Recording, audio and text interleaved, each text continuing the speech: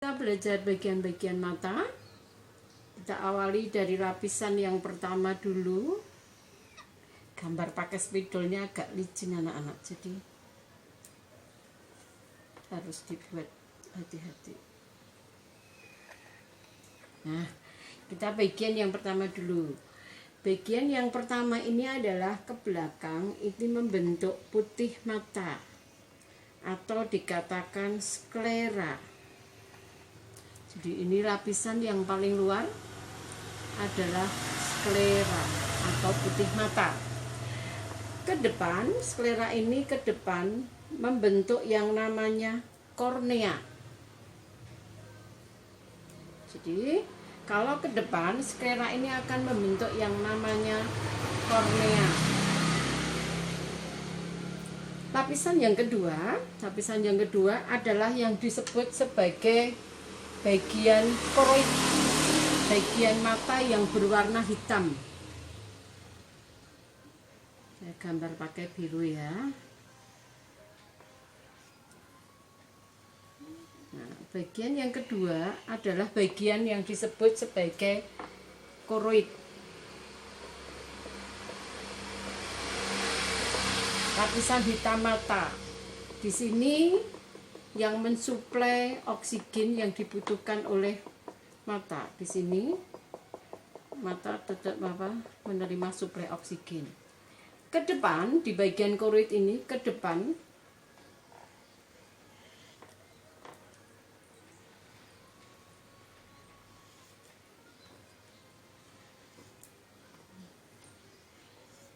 ini di sini ada lensa mata. Lensa mata ini digantung oleh otot penggantung namanya otot siliar. Otot siliari. Lensa mata ini berbentuk cembung dua ya. Lensa mata ini berbentuk cembung, depan cembung, belakang juga cembung. Nah, di bagian depan inilah,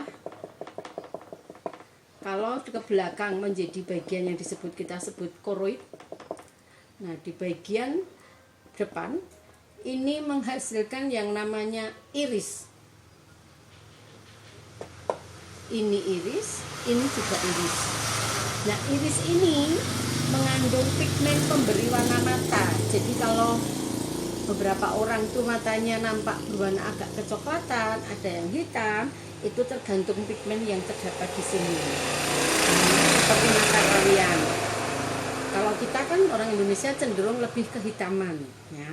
Ini mengandung pigmen. Lalu di antara iris ini ada celah. Ini yang kita sebut sebagai pupil. Pupil, ya. Ini saya ulang lagi, di bagian lapisan pertama sklera, lapisan kedua adalah koroid. Lalu di lapisan yang ketiga, sekarang kita bicara lapisan yang ketiga, lapisan yang paling dalam.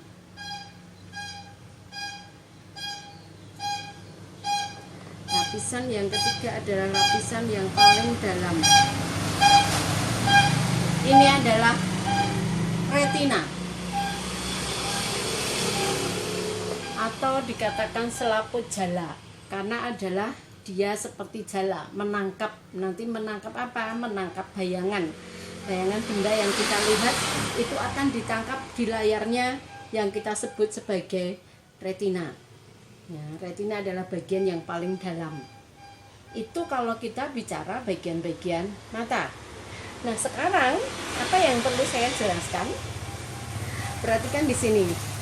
Kalau nanti kita menerima cahaya, kita melihat sesuatu, maka apa yang kita lihat itu akan ditangkap pertama oleh kornea. Kornea ini adalah lapisan bening.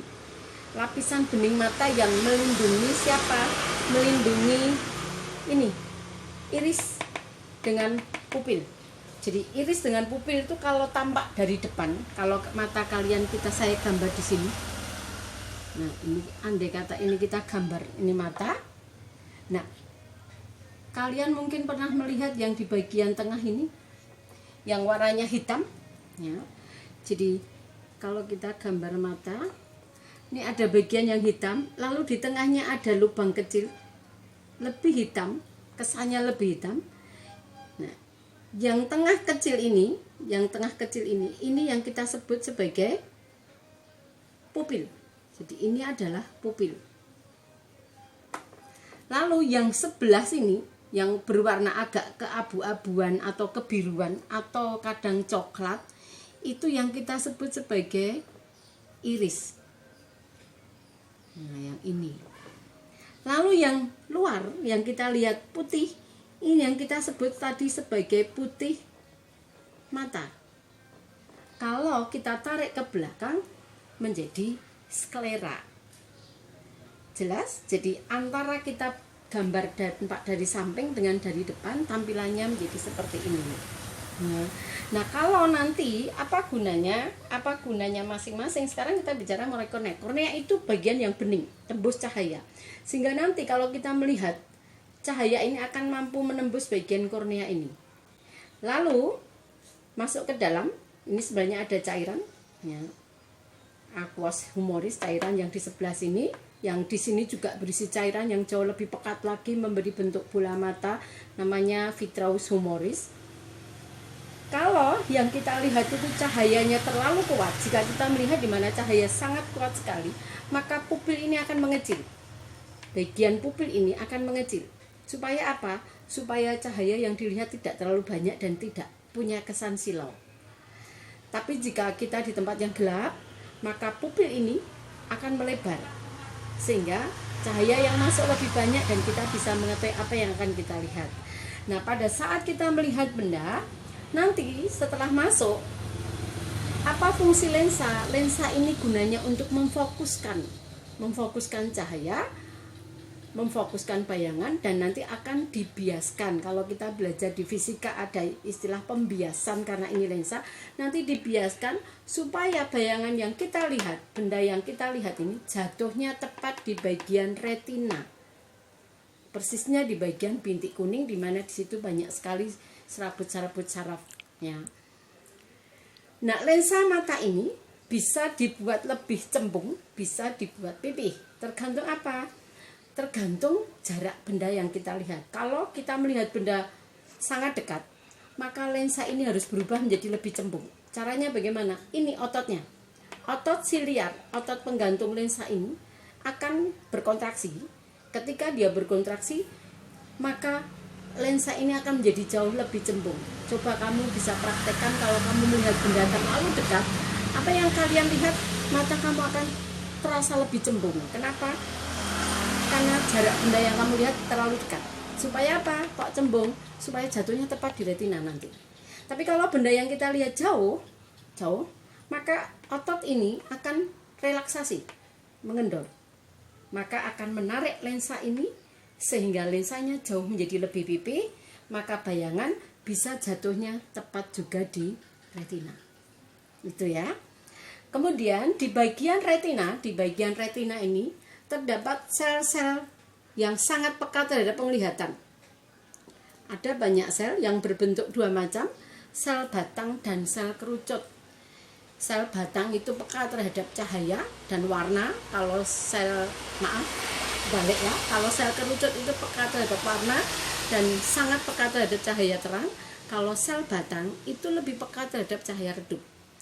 Jika nanti jatuhnya tepat di retina, di bintik kuning, maka bayangan akan terlihat nyata. Maka mata kita menangkap tulisan itu kelihatan sekali.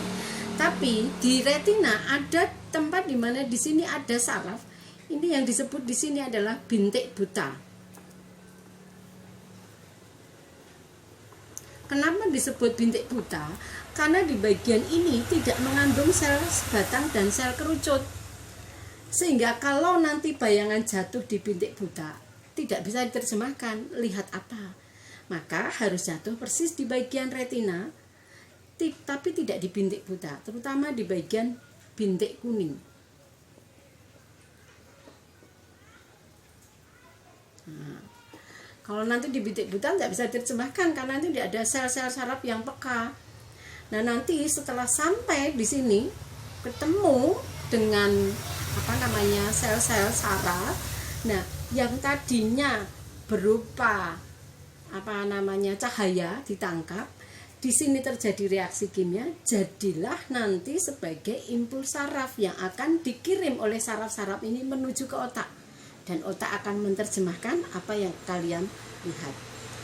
Demikian anak-anak, hanya ini yang Bu Eti jelaskan. Yang lainnya silahkan coba kamu pelajari kembali dan kamu jelaskan mungkin jauh lebih baik dan lebih lengkap, karena memang durasi waktu ya. Oke, terima kasih.